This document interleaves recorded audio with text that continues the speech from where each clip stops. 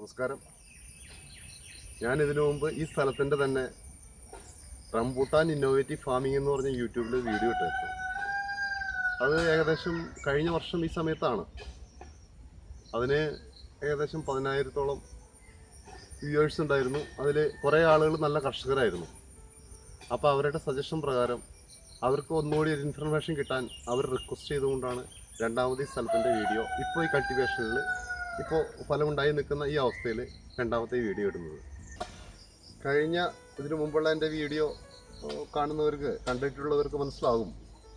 ഇതിൽ ഞാൻ അഡോപ്റ്റ് ചെയ്തിരിക്കുന്ന ഒരു ആശയം സ്പീഡി ആൻഡ് മാക്സിമം എന്ന ഒരു കൺസെപ്റ്റാണ്. അതായത് എത്രയും സ്പീഡായിട്ട് എത്രയും വേഗത്തിൽ maximum cultivation maximum yield rambutan കൃഷി കൊണ്ട് ഉണ്ടാക്കും എന്നുള്ള കൺസെപ്റ്റ്. കൂടാതെ ഇതിൽ നമ്മൾ ഗ്രൂപ്പ് ഫാമിംഗ് ആണ് ഇവിടെ അഡോപ്റ്റ് ചെയ്തിരിക്കുന്നത്. ഗ്രൂപ്പ് ഫാമിംഗ് എന്ന് പറഞ്ഞാൽ ഒരു തൈ നിൽക്കുന്നിടത്ത് 3-4 തൈകൾ വെച്ച് മാക്സിമം ഈൽഡ് കൊയ്യുക. പിന്നെ ഇടയിൽ കുറച്ച് കഴിയുമ്പോൾ ഒരു 5-6-7 വർഷം കഴിയുന്ന സമയത്ത് ഇടയിൽ വെട്ടിക്കളയേണ്ടി വരും. പക്ഷേ ഒരു തൈ നിൽക്കുന്നിടത്തു നിന്ന് 4-5 തൈകൾ വെച്ച് അതിൻ്റെ ഒരു 3 ഇരട്ടിയോ 4 ഇരട്ടിയോ ഈൽഡ് ഒരു ലിമിറ്റഡ് സമയത്തേക്ക് ഉണ്ടാക്കിയെടുക്കുന്ന ഒരു രീതിയാണ് ഗ്രൂപ്പ് ഫാമിംഗ്. ആ ഗ്രൂപ്പ് ഫാമിങ്ങിന് ഒരു വിജയം കണ്ട് ഈ പ്രാവശ്യം ഒരു 3-4 ദിവസം മുമ്പ് ഇവിടെ നല്ല കാറ്റ്, ശരിക്കും ഒരു ചെറിയ കൊടുങ്കാറ്റ് എന്ന് വേണമെങ്കിൽ പറയാം, വീശി അടിച്ചപ്പോൾ ഞാൻ ആ സമയത്ത് ഇവിടെ ഉണ്ടായിരുന്നു. നല്ല കാറ്റായിരുന്നു. മരങ്ങളെ വലച്ച് പിടിച്ച് അങ്ങോട്ട് എപ്പോൾ വേണമെങ്കിലും മൊത്തം നശിച്ചു പോകാവുന്ന രീതിയിലായിരുന്നു ഇവിടെ ഈ കാറ്റുണ്ടായിരുന്നു. പക്ഷെ അതിനൊരു ഗുണമായിട്ട് വന്നത് എന്താ വെച്ചാൽ മരങ്ങൾ തൊട്ടടുത്ത് ഇങ്ങനെ ചേർന്ന് ഇലകളൊക്കെ ഇങ്ങനെ ഇതേപോലെ മരങ്ങൾ ചേർന്ന് നിന്നതുകൊണ്ട് ഈ കാറ്റിന് വലിയ ശക്തിയായി അടിച്ച് കാറ്റിനെ പ്രതിരോധിക്കാൻ ഈ മരങ്ങൾക്കായി 1-2 മരത്തിൻ്റെ കൊമ്പ് മാത്രം ഒടിഞ്ഞുള്ളൂ. അതുകൊണ്ട് തന്നെ ഞാൻ ഇതിന് ആ ഒരു വലിയൊരു ദൈവത്തിൻ്റെ കൃപ എന്ന് വേണമെങ്കിൽ പറയാം, അങ്ങനെ ഒരു ആശയം ഇവിടെ അഡോപ്റ്റ് ചെയ്തു. അതുകൊണ്ട് തന്നെ ഈ മരങ്ങൾക്ക് മറ്റു കേടുപാടുകളൊന്നും ഉണ്ടായില്ല. അത് വലിയൊരു കഴിഞ്ഞ വർഷം ഈ പക്ഷികളെയും മണ്ണാനെയും ഇതിൽ നിന്ന് നമ്മളെ കായകളെ പ്രൊട്ടക്ട് ചെയ്യാൻ വേണ്ടി ചെയ്തിരുന്ന ഒരു തിയറി എന്ന് വെച്ചാൽ ഇതിൻ്റെ ഉള്ളിൽ മാക്സിമം പപ്പായ മരങ്ങളാണ് ഞാൻ നട്ടിരുന്നത്. ഒരു 40ഓളം പപ്പായ മരങ്ങൾ നട്ടിരുന്നു. അതിങ്ങനെ കായകൾ പഴുത്ത് വളർന്ന് ആ കായകൾ പഴുത്ത് നിന്ന് അത് ഈ അണ്ണാനും മറ്റുള്ള വാറാടി എല്ലാം തിന്നു. അപ്പോൾ നമ്മുടെ റംബൂട്ടാൻ ഫലങ്ങൾക്ക് അത്ര വലിയ ഒരു ബുദ്ധിമുട്ടുണ്ടായിരുന്നില്ല. പക്ഷേ ഈ വർഷം എന്താണെന്ന് വെച്ചാൽ ഞാൻ അധികം പപ്പായ വെച്ചില്ല. കാരണം വലയിടാൻ തീരുമാനിച്ചിട്ടുണ്ടായിരുന്നു. വലയിട്ടു. അതുകൊണ്ട് ഇപ്പോൾ പപ്പായകളൊക്കെ വെട്ടി കളഞ്ഞുകൊണ്ടിരിക്കുകയാണ്.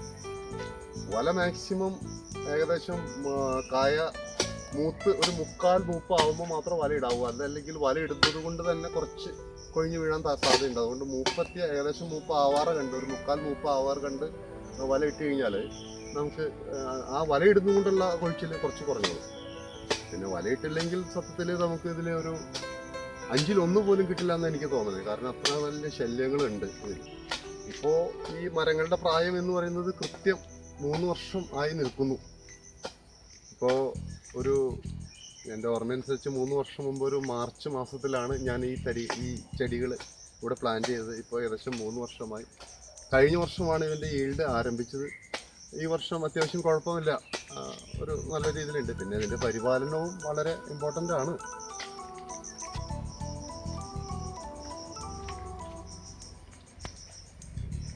ഞാൻ പറഞ്ഞല്ലോ ഗ്രൂപ്പ് ഫാമിംഗ് എന്ന ആശയത്തെ പറ്റി. ഇപ്പോൾ 1, 2, 3, 4, 5 ഏകദേശം 1, 2, 3, 4, 5 ഈ 5 മരങ്ങൾ നിൽക്കുന്നത് ഏകദേശം 1 സെൻറ്റ് സ്ഥലത്താണ്. റംബൂട്ടാൻ്റെ കണക്കനുസരിച്ച് ഒരു 2 സെൻറ്റ് സ്ഥലത്താണ് 3 മരം നിൽക്കുന്നത്. അപ്പോൾ ശരിക്കും പറഞ്ഞാൽ 3 ഇരട്ടി തന്നെ നമ്മൾ മരം വെച്ചിട്ടുണ്ട്. ഇതിനുള്ളൊരു ഗുണമെന്ന് പറഞ്ഞാൽ ഇപ്പോൾ ഈ കായ്കൾ വളർന്നു മറ്റുള്ള മരമായിട്ട് മുട്ടി നിൽക്കുമ്പോൾ നമ്മളിതിൻ്റെ ഫലം എടുക്കുന്നത് ഇവിടെ മുറിച്ചിട്ടല്ല, കുറച്ച് നീക്കി 1.5 അടിയോളം മുറിച്ചിട്ടാണ്.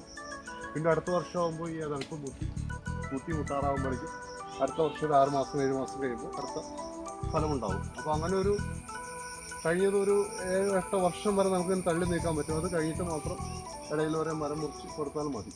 അതാണ് ഇതിൻ്റെ ഒരു സൗകര്യം.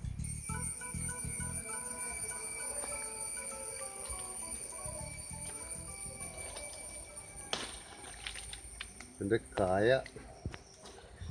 പഴുത്ത് വരുന്നു കണ്ടോ. ഏകദേശം അത്യാവശ്യം വലുപ്പം ഉണ്ടാവും ഈ കായ്ക്ക്. ഇത് പഴുക്കണമെങ്കിൽ ഇപ്പോൾ ഇത് തന്നെ ഈ കളർ തന്നെ ഒന്നുകൂടി നല്ല ചുവപ്പായിട്ട് മാറും. അപ്പോഴാണ് ഇതിൻ്റെ പഴം പറിക്കാവുന്ന ഒരു ഘട്ടമാകുന്നത്. അപ്പോൾ ഇത് പൊളിച്ചെടുത്ത് ഈ മലേഷ്യൻ റംബൂട്ടാനുള്ള ഗുണം ഇതേപോലെ പൊളിക്കാം. കണ്ടോ കണ്ടോ, ഇത് കഴിക്കാം. ഒരു കുരു എന്ന് പറയുന്നത് നാമമാത്രമായിട്ടുള്ള കുരു ഇതിലുണ്ടാവുകയുള്ളൂ. അതാണ് ഇതിൻ്റെ കുരു. അത് കഴിക്കാനും പറ്റും. ഒരു ഫുൾ ആയിട്ടുള്ള ഫലം നമുക്ക് കഴിക്കാമെന്നുള്ളതാണ് മലേഷ്യൻ റംബൂട്ടാൻ്റെ ഏറ്റവും വലിയൊരു ഗുണം. ഇതേപോലെ കൊഴിച്ചിലാണ് റംബൂട്ടാൻ കൃഷി അഭിമുഖീകരിക്കുന്ന ഏറ്റവും വലിയ പ്രശ്നം. കൊഴിച്ചിൽ പല ഘടകങ്ങളും ഉണ്ട്. ബോറോണിൻ്റെ കുറവ് കൊണ്ടാണ് മുഖ്യമായിട്ടുള്ള കൊഴിച്ചിൽ. അതിന് നമുക്ക് ബോറോൺ തന്നെ ഒരു കടയ്ക്ക് നമുക്ക് 10 ലിറ്റർ വെള്ളത്തിൽ 15 ഗ്രാം ബോറോൺ പൊടി കലക്കി നമുക്ക് അത് കുറേയൊക്കെ പരിഹരിക്കാൻ പറ്റും. പിന്നെ അത് കഴിഞ്ഞ് മൂത്ത് വരുന്ന സമയത്തും ഇതിൻ്റെ ഒരു കാര്യമായിട്ടുള്ള കൊഴിച്ചിലുണ്ട്. ആ കൊഴിച്ചിലിന് സാധാരണ ചെയ്യുന്നത് സൾഫർ 4 ഗ്രാം സൾഫർ 1 ലിറ്റർ വെള്ളത്തിൽ കലക്കി, മൊത്തം 10 ലിറ്റർ വെള്ളത്തിൽ 40 ഗ്രാം സൾഫർ കലക്കി സ്പ്രേ ചെയ്ത് കൊടുക്കുന്നതാണ് സൾഫറിൻ്റെ കുറവ് കൊണ്ടുള്ള കൊഴിച്ചിൽ മാറ്റാൻ പറ്റുന്നത്. കണ്ടോ, ശ്രദ്ധിച്ചാൽ മനസ്സിലാവും. ഒഴിഞ്ഞു പോകുന്നുണ്ടോ? കുറച്ച് നോട്ടക്കേട് എനിക്ക് വന്നു. കാരണം എൻ്റെ മുഖ്യമായ തൊഴിൽ അഭിഭാഷ വൃത്തിയാണ്. അപ്പോൾ അതിൻ്റെ ഇടയിൽ കിട്ടുന്ന സമയം കൂട്ടിയാണ് പണിക്കാരെ കൂട്ടി ഇതൊക്കെ എനിക്ക് മെയിൻറ്റെയിൻ ചെയ്യാൻ പറ്റുള്ളൂ. അപ്പോൾ അതുകൊണ്ട് കുറച്ച് ഒരു നോട്ടക്കുറവ് എന്ന് തന്നെ വേണമെങ്കിൽ പറയാം. മരങ്ങളോടുള്ള ഒരു സങ്കടമാണത്. അത് വന്നു, അതുകൊണ്ടാണ് ഇങ്ങനെ കൊഴിഞ്ഞത്. അല്ലെങ്കിൽ ഞാൻ കുറേയൊക്കെ ഇതിനെ പ്രതിരോധിച്ചേനെ. വേണ്ട സമയത്ത് കാര്യമായിട്ടുള്ള മൂലകങ്ങളൊക്കെ ചേർക്കാൻ കഴിഞ്ഞില്ല എന്നുള്ളതും ഒരു കുറവ് തന്നെയാണ്. പക്ഷേ ഈ പറഞ്ഞ ഈ കൊഴിച്ചിൽ നമുക്ക് ഏകദേശം ഒരു 75% ഈ കൊഴിച്ചിൽ നമുക്ക് കുറയ്ക്കാൻ സാധിക്കും എന്നുള്ളത് റംബൂട്ടാൻ കർഷകരെ സംബന്ധിച്ച് ഇന്നത്തെ ഈ ഹൈടെക് ഫാമിങ്ങിൻ രീതിയിൽ അതിൻ്റെതായ ആശയങ്ങളും ഉണ്ട്, അതിൻ്റെതായ കണ്ടുപിടുത്തങ്ങളും ഉണ്ട്, എല്ലാം ഉണ്ട്. അതൊന്നും കൊണ്ട് റംബൂട്ടാൻ കർഷകർ ഒന്നും കൊണ്ട് പേടിക്കേണ്ട ആവശ്യമൊന്നുമില്ല. ഒറ്റച്ചെടിയായിട്ട് കൂട്ടിമുട്ടി നിൽക്കും. അപ്പോൾ ഇതിനുള്ള കാര്യമെന്ന് പറഞ്ഞാൽ നമ്മൾ ഈ ഫലം എടുത്തു കഴിയുമ്പോൾ ഇവിടെ മുറിക്കും, ഇത് ഇവിടെയും മുറിക്കും. അപ്പോൾ വീണ്ടും ഒരു അടുത്ത 6 മാസം കൊണ്ട് വീണ്ടും വളർച്ച, ഈ മുകുളങ്ങൾ വളർന്ന് ഇതിൻ്റെ കായ്ക്കുന്ന ഭാഗങ്ങളിലേക്ക് വരുന്ന സമയത്ത് വീണ്ടും ഇതേപോലെ ഒരു ഘടകം വരും. ഇതൊരു 3-4 വർഷം ഇങ്ങനെ കംപ്ലീറ്റ് ചെയ്തപ്പോൾ 5 വർഷം കഴിയുമ്പോൾ വീണ്ടും ഒന്നുകൂടി തെങ്ങുമ്പോൾ ഇടയിൽ ഒരേ മരം മുറിച്ച് കൊടുക്കണം. അത് തന്നെ എൻ്റെ ഒരു പ്രശ്നമായി. ഞാൻ നേരത്തെ പറഞ്ഞല്ലോ, ഈ ഇടയിൽ കൊലകളിൽ ഒരു പഴം മാത്രം പഴുത്ത് നിൽക്കും. അതിൻ്റെ ഏറ്റവും അടിസ്ഥാന കാരണം എന്ന് വെച്ചാൽ ഇത് ഉണ്ടായി വരുന്ന സമയത്ത് തന്നെ എല്ലാ കായകൾക്കും ആവശ്യത്തിന് ഉള്ള ഒരു പ്രോട്ടീൻ അല്ലെങ്കിൽ അതിന് വളരാൻ ആവശ്യമായിട്ടുള്ള ഒരു ഘടകം കിട്ടാത്തതിന് കാരണം നമ്മൾ ഇടയ്ക്ക് രാസവളം വളരെ കുറച്ച്, ഇപ്പോൾ ഒരു മരത്തിനൊരു 100 ഗ്രാമോ അല്ലെങ്കിൽ ഒരു 150 ഗ്രാമോ എങ്ങാനും ആ സമയത്തൊന്ന് വിതറി കൊടുത്താൽ മതി. 17 18 ഒന്ന് വിതറി കൊടുത്താൽ മതി. അപ്പോൾ എന്താണെന്ന് വെച്ചാൽ ഇത് ഒരുമിച്ച് പഴുത്ത് കിട്ടും. അതല്ലെങ്കിൽ ഇത് നമുക്ക് നഷ്ടമാണ്. കാരണം ഈ പഴം നമുക്ക് പറിക്കാൻ കിട്ടില്ല. കാരണം ഇത് മൊത്തം പഴുത്താൽ മാത്രമാണ് നമ്മൾ ഈ കൊല അങ്ങനെ തന്നെ വെട്ടിയെടുക്കാൻ പറ്റുള്ളൂ. കേട്ടോ, ഇതിപ്പോൾ നമുക്ക് കിട്ടില്ല. കാരണം ഇത് മിക്കവാറും ഒന്നില്ലെങ്കിൽ പഴുത്തു പോവുകയോ അല്ലെങ്കിൽ പിന്നെ നമ്മൾ അതിൽ ഓരോ പഴം മാത്രമായിട്ട് നമ്മൾ പറിച്ചു മാറ്റാനായിട്ട് നിൽക്കേണ്ട ഒരു കാര്യം വരും. ഞാൻ എന്നെ പരിചയപ്പെടുത്താൻ ഈ അവസാന വീഡിയോയുടെ ഈ അവസാന ഘട്ടം ഉപയോഗിക്കുകയാണ്. ഞാൻ അഡ്വക്കേറ്റ് ബാബു ജോസഫ്. കഴിഞ്ഞ വീഡിയോയിൽ ഞാൻ എൻ്റെ അഡ്രസ്സും ഫോൺ നമ്പറൊക്കെ കൊടുത്തിരുന്നു. ഒരിക്കൽ കൂടി ഞാൻ പറയുകയാണ്. ഞാൻ അഡ്വക്കേറ്റ് ആയിട്ട് പ്രാക്ടീസ് ചെയ്യുന്നത് ഹൈക്കോടതിയിലാണ്. എൻ്റെ ഓഫീസ് ഹൈക്കോടതിയോട് ചേർന്ന് എംപയർ ബിൽഡിങ്ങിലാണ്. അവിടെ ഹൈക്കോടതിയുടെ കിഴക്കേ ഗേറ്റിനോട് ചേർന്ന് സെൻട്രൽ പോലീസ് സ്റ്റേഷൻ, അതിൻ്റെ ഓപ്പോസിറ്റാണ് എംപയർ ബിൽഡിംഗ്. അവിടെ 5th ഫ്ലോറിലാണ് എൻ്റെ ഓഫീസ്. ഞാൻ കുറച്ചൊക്കെ കൃഷിയോട് താല്പര്യം കാണിക്കാൻ കാരണം എന്തൊക്കെ പറഞ്ഞാലും നമ്മുടെ അടിസ്ഥാനം എന്ന് പറയുന്നത് കൃഷിയാണ്. ഒരു മുമ്പത്തെ തലമുറ ഒന്നും വേണ്ട ഒരു 30 കൊല്ലം മുമ്പുള്ള നമ്മുടെ ജീവിതം എന്തായാലും നമുക്ക് എല്ലാവർക്കും അറിയാം. കൃഷിയെ അടിസ്ഥാനമാക്കിയായിരുന്നു ജീവിതം. കൃഷിയിൽ ഊന്നൽ അതിൽ നിന്നുണ്ടായിട്ടുള്ള നല്ല ഫലങ്ങളാണ് ഇന്ന് നമ്മൾ കാണുന്ന ഈ കേരളത്തിൻ്റെ തന്നെ വളർച്ചയുടെ വലിയൊരു അടിസ്ഥാനം.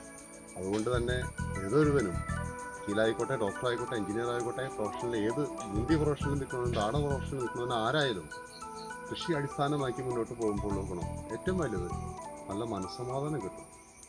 പിന്നെ ഇത് സ്വന്തം മക്കളെ പോലെ നമുക്ക് പരിപാലിക്കുന്ന കർഷകനെ സംബന്ധിച്ചാണെങ്കിൽ ശരിക്കും ഒരു ദീർഘായുസ്സും കൂടിയാണ് ഈ കൃഷി പരിപാലനവും മറ്റുള്ള കാര്യങ്ങളും. പരിപാലനം മാത്രമല്ല, നമുക്കിതിൽ നിന്ന് ന്യായമായിട്ടുള്ള ഈൽഡും കിട്ടും. അപ്പോഴാണ് ഇതിൻ്റെ സന്തോഷം പൂർത്തിയാവുന്നത്. ഇനി ഈ റംബൂട്ടാൻ കൃഷിയെ പറ്റി എനിക്കറിവിട്ടുള്ള, ഞാൻ ഒരു ഗവേഷണം പോലെ കൊണ്ട് നടന്നിട്ടുള്ള ഈ കാര്യങ്ങളൊക്കെ അതിൽ കൂടുതലായിട്ട് നിങ്ങൾക്ക് സംശയങ്ങളുണ്ടെങ്കിൽ ഞാൻ ഏത് സമയം പറഞ്ഞു തരാൻ തയ്യാറാണ്. അത് കർഷകർ ചോദിക്കുകയാണെങ്കിൽ എനിക്ക് കുറച്ചുകൂടി സന്തോഷമായി. കാരണം കൃഷി നടത്താൻ താല്പര്യമുള്ളത്, ഒരു മരമാണെങ്കിൽ ഒരു മരം വെച്ച് അത് പരിപാലിച്ച് അതിൽ ഫലമെടുക്കാൻ താല്പര്യമുള്ളവൻ ഞാൻ കർഷകൻ എന്ന് വിളിക്കും, ഒരു മരമുള്ളവനായാൽ കൂടി. അപ്പോൾ അങ്ങനെയുള്ളവരായാൽ കൂടി ഇതിനെ പറ്റിയിട്ടുള്ള ഒരു സംശയം എന്നോട് ചോദിക്കാൻ തയ്യാറായാൽ ഞാൻ അതിന് മറുപടി കൊടുത്ത്, നല്ല രീതിയിൽ മറുപടി കൊടുത്ത്, എനിക്ക് കിട്ടിയ വിവരങ്ങളും ഞാൻ കടമെടുത്തിട്ടുള്ള വിവരങ്ങളും കൂടി അത് നിങ്ങൾക്ക് കാഴ്ചവെക്കാനായിട്ട് നിങ്ങൾക്ക് പറഞ്ഞു തരാൻ ഞാൻ ഏത് സമയം തയ്യാറാണ്. എൻ്റെ ഫോൺ നമ്പർ ഞാൻ പറയാം. എൻ്റെ ഫോൺ നമ്പർ 99, മൊബൈൽ നമ്പർ 9947364727. ഒരിക്കൽ കൂടി പറയാം, 9947364727. എൻ്റെ വീട് ഇതിപ്പോൾ എൻ്റെ ഫാം ഹൗസാണ്. എൻ്റെ വീട് ഇവിടെ ചാലക്കുടിക്കടുത്ത് കൊരട്ടി മുടപ്പുഴ എന്ന ഗ്രാമത്തിലാണ്.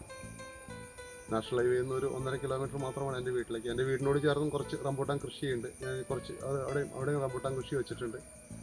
ഇത് 3 വർഷമായിട്ടുള്ള തൈകളാണെങ്കിൽ അത് 1.5 വർഷമായിട്ടുള്ളൂ. അത് അപ്പോഴേക്കും കാച്ചിയത പോലെ തന്നെ ഏകദേശം അത്യാവശ്യത്തിന് തന്നെ വലുപ്പം, എൻ്റെ ഒരു 3/4 ഭാഗവും വലുപ്പവുമായിട്ടുണ്ട് ആ മരങ്ങൾ. ആ മരം കൂടി ഞാൻ വീഡിയോയിൽ കാണിക്കുന്നുണ്ട്.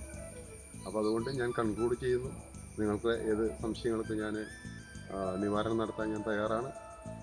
എന്നെ ഒരു കർഷകനായിട്ട് മാത്രം കണ്ടിട്ട് നിങ്ങൾ ഇതിനെപ്പറ്റി എന്നോട് ചോദിക്കുകയാണെങ്കിൽ എനിക്ക് അത്ര സന്തോഷം. കാരണം എൻ്റെ പ്രൊഫഷണൽ വിട്ടിട്ട് ഞാൻ കൂടുതൽ ഇഷ്ടപ്പെടുന്നു എന്ന്